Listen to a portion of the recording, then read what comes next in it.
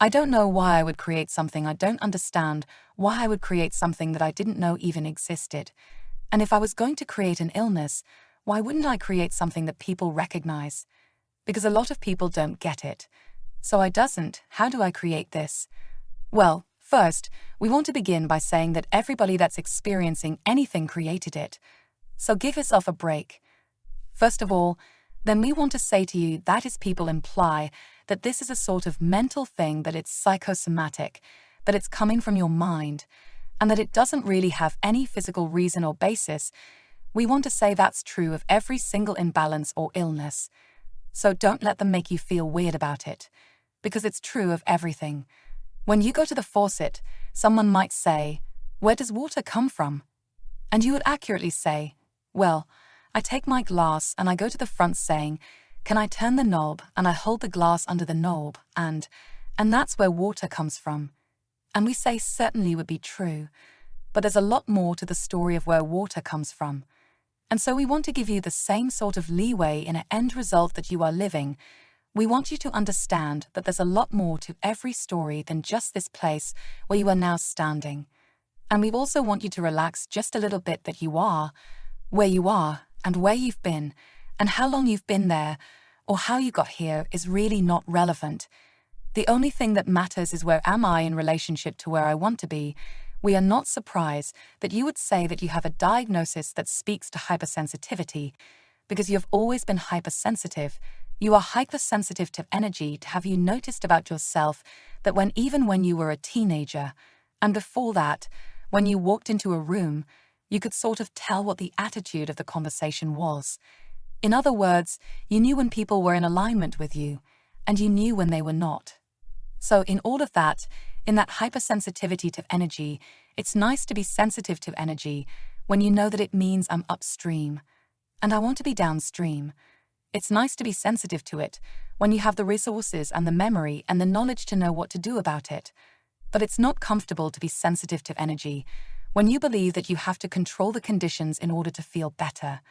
So we think it's interesting that it would evolve into a diagnosis that says quite simply that there are people in your environment all around you who are producing chemical concoctions, which they emit into the atmosphere as something as innocuous as someone wearing a strong perfume or having some chemicals in their clothing from dry cleaning.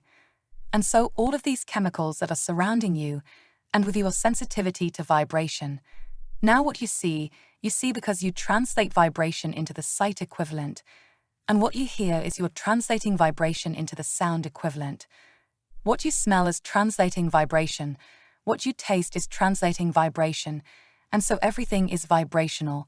And if you could get to the heart of vibration, you would understand why that color looks the way it does, why that sound sounds the way it does, why that light reflects in the way that it does, and why that food tastes the way it does, and why that thing smells the way it does. In other words, it's all vibrationally based. And so now you say, "Okay, Abraham, I get it. I'm a hypersensitive translator of vibration, and in doing so I have these different responses. But why will I create an uncomfortable bodily condition about something that I don't even know that I'm doing? How could I create something that I don't know that I'm doing?" And we say, because attention to a subject sets up a vibration, and when you set up a vibration, that vibration is playing off of another vibration, and that results in the manifestation that you're living. So in the same way that you're able to feel negative emotion and turn us off more positively, you can add even more subtle levels, sense of vibration, and then reach with your mind for a different vibration, and you can literally sift through the vibration of your time-space reality without the people around you doing anything to change it. Did you hear that? We'll go back and say that again. So here's what we're saying. Okay, there is a tendency to believe that here I am standing in the smack dab in the middle of my life, and that I'm having responses to life. There are conditions that are happening, and you are observing the conditions, and you're having vibrational responses to those conditions, and in those cases, you can see them as conscious things that you are observing. It's like a reality that I am observing. So you sort of get that. And you can even get how you can observe things, and then decide to take a different slant on them, and by using the power of your mind, turn your attention in a different way. so that the condition that you've been observing doesn't take you on such a wild and raucous ride, and you have the power to see it as an upstream idea or a downstream idea. And depending upon which way you decide to make it, you will benefit or not, depending upon the direction of your thought. So now what we're suggesting to you is that, in less obvious ways, there are thoughts that you think that are detrimental to your physical well-being, and thoughts that you think that are beneficial to your well-being, that you are somehow translating in terms of the way chemicals are responding to you. But the chemicals are just the path of least resistance in the way they're showing up. It really is the thought that poisons, not the chemical, and that's why everybody is not having the same experience. Now give yourself a break in this and acknowledge that the dog hears things that I don't hear, and that everybody is emitting vibrations, and that the universe is responding to their vibrations. And then say to yourself, what I think and therefore what I feel, and what manifests is always a vibrational match. There are no exceptions to that. So once something is manifested, you can kind of figure out what the vibration was that you had going on. Because the manifestation sort of points it out, everything in this leading edge universe is becoming more and more exaggerated. And so all that's happened to you is you are now having a manifestation or response to vibration that is out of whack. And now it's got your attention. Everything that manifests is vibrationally based, you see, it's such a rule. So you don't have to figure out what chemicals you're allergic to. You don't have to figure that out. You have to figure out what thoughts you're allergic to. And we'll say to you, you can tell every time they don't feel good when you think their thoughts like I'm not good enough, their thoughts like I'm not smart enough, their thoughts like I should have done something different.